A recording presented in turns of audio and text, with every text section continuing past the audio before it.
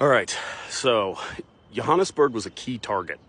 Not only was it the economic center of the Transvaal, but its fall would bring the British one step closer to Pretoria, which was the Boer capital. Now, if the British could take Johannesburg, the war would shift dramatically in their favor. So British are closing in. Boers had a choice: make a stand or abandon the city. And what would happen next would determine not only the fate of Johannesburg, but in a lot of ways, the fate of the war. So on May 29th, 1900, British forces reached the outskirts of Johannesburg. They had already fought skirmishes along the way, including at Duinkup, just outside the city.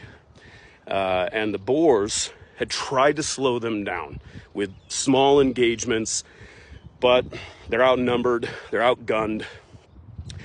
So instead of making a last stand, right, their kind of Alamo, Botha decided to withdraw most of his forces, realizing that Johannesburg wasn't worth heavy losses. The Boers blew up bridges and railway lines as they retreated, trying to slow the British advance down. Hold on, I want to show you. This is a 6.3-inch rifled muzzle loading howitzer. I just love this shit.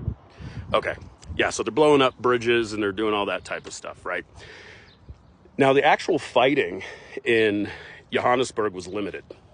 A few Boer units fired on the advancing troops to slow them down, but the bulk of the Boer army retreated toward Pretoria, and resistance was minimal.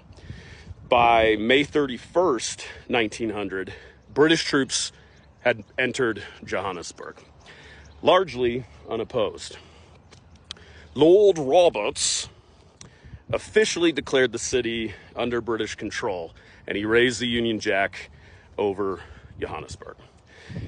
Now, with little bloodshed, Britain had secured the economic heart of the Transvaal. But what did this victory actually mean for the war? Next segment, we're going to talk about the aftermath and the impact of the Battle of Johannesburg and the loss of this fort. Stay tuned, folks.